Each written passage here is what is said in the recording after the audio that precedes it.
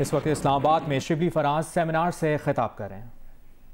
लेकिन ये चीज़ मुझे सुन के ज़ाहिर है कि एक लिहाज से खुशी भी हुई कि देखें, हर इंस्टीट्यूशन या हर इदारा अपनी एक हिस्ट्री पे अगर सिर्फ नाज करता रहे, अपनी माजी पे फ़ख्र करता रहे, तो साथ साथ में ये भी देखना पड़ता है कि अब आप कहाँ पे खड़े हैं।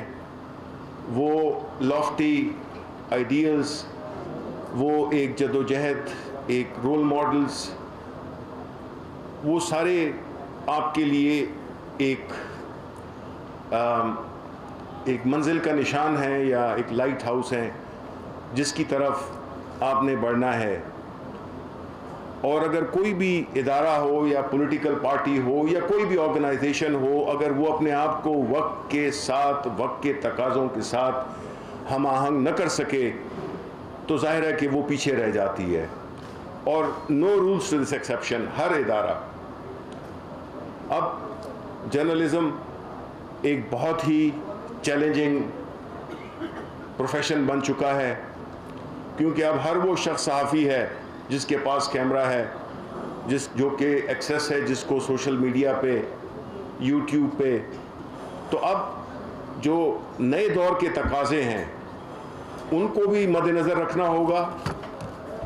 और वो जो आप एक किसी भी ऑर्गेनाइजेशन की, पॉलिटिकल पार्टी की, किसी भी इदारे की जो उसका जो बुनियादी असास होता है, वो उसकी न सिर्फ तारीख़ होती है बल्कि उस तारीख़ की रोशनी में उसका जो सफ़र होता है वो उसके मुताबिक, जो माइलस्टोन्स होते हैं वो उसके मुताबिक, और एक जिसको स्पेनिश में कहते हैं उन आल्तो इन एल कमीनो, कि एक जगह पे रुक कर और रीअसेस करना सिचुएशन को कि हम किधर जा रहे हैं और कहाँ पे खड़े हैं। हमारी हुकूमत की ये कोशिश है, भरपूर कोशिश है कि आज़ादी इज़हार और जो मीडिया और प्रेस के साथ ताल्लुक़ है वो बेहतर भी हो, क्योंकि उसके बग़ैर, इस आपके जो इदारे के बग़ैर किसी भी पॉलिटिकल हुकूमत को और जमहूरियत को वो पजीराई मिल ही नहीं सकती है, वो मजबूती मिल ही नहीं सकती है जो कि एक जमहूरी और हुकूमती जो भी उसके मसाइल होते हैं, जो भी उसकी कारकर्दगी है, वो उसको आगे लेके उनकी बगैर हो नहीं सकता। इसीलिए शिकायत होंगी। आई एम श्योर कि there is no perfect world. हमने मुझे जो मुख्तसर वक्त हुआ, मुख्तसर तो नहीं, अब तकरीबन 1 साल होने को है, उसके दौरान मेरे आप लोगों के साथ बड़े अच्छे ताल्लुक़ हैं, ज़ाती लेवल पे भी और एज इंफॉर्मेशन मिनिस्टर, बिकॉज़ जो मोहब्बत आपने मुझे दी है मेरे वाले साहब की निस्बत से, वो मुझे नज़र भी आती है, महसूस भी होती है। इसलिए मैं ये समझता हूँ कि आपकी अगर शिकायत होगी मुझसे तो वो उसका मुझे ज़्यादा दुख होगा। मैं ये भी ज़रूर कहता चलूँ कि जितनी इंटरेक्शंस मेरी हुई हैं मीडिया के साथ, जर्नलिस्ट के साथ, मुझे ये एक मुनज़्ज़म तरीके से मुझे ये इस बात की शिकायत नहीं पहुंचाई गई या ये सजेशन नहीं दी गई कि कोई इस किस्म के सीरियस इश्यूज़ हैं। ऑब्वियसली जितने भी ये गुलदस्ता है, जितने भी अखबारात हैं, जितने भी मीडियाज़ हैं, जो भी मुख्तलिफ सोच की अक्कासी करते हैं, उनके हुकूमत के ख़िलाफ़ उनकी जायज़ नाजायज़ शिकायतें भी होंगी। ये तो हिस्सा है, लेकिन असल चीज़ क्या है कि हम आवाम के मसाइल को उजागर करें बनिस्बत सिर्फ़ एक मखसूस सब्जेक्ट को या एक मखसूस इशू को लेके चलें। और इससे होगा ये कि जब कोई हुकूमत अच्छा काम करे उसको भी एक्नॉलेज करना चाहिए।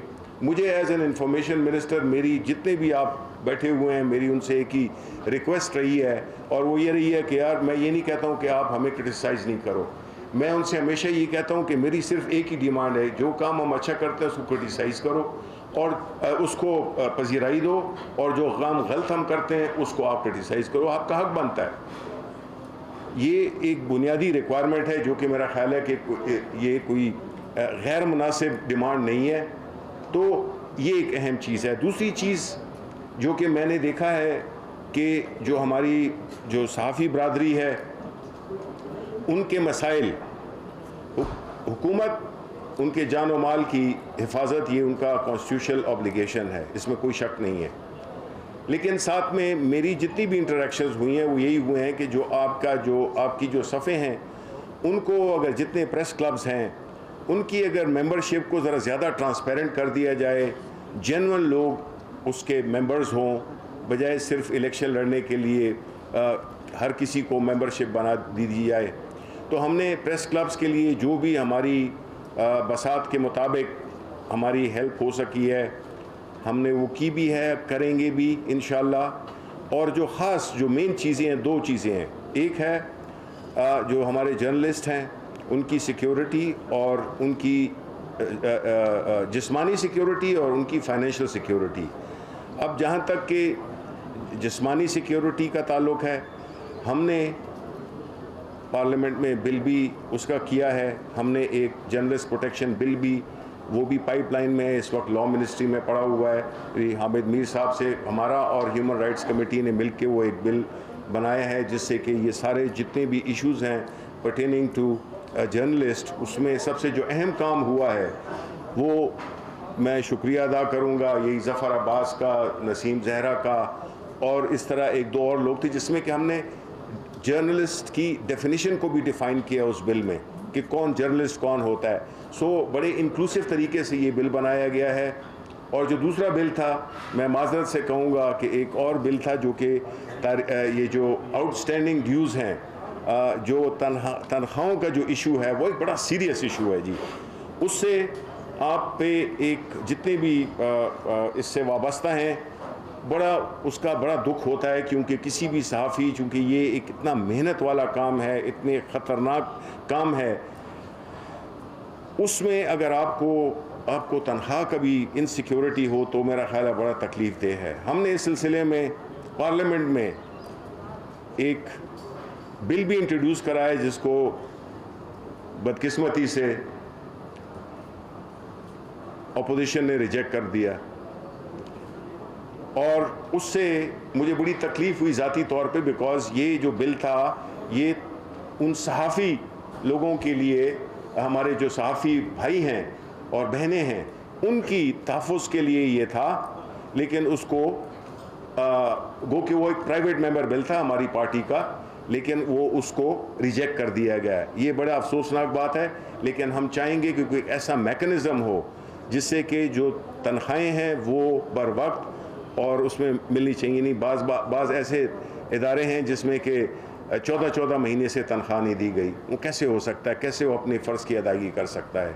दूसरी बात कि जहाँ तक कि आउटस्टैंडिंग का ड्यूज़ जो मालिकान हैं उनको जो हमने देने हैं, उसमें जब से मैं आया वो हमने एक बड़ा एफ़र्ट किया और जो भी वाजिबात थे अप्रैल तक के वो हमने अदा कर दिए।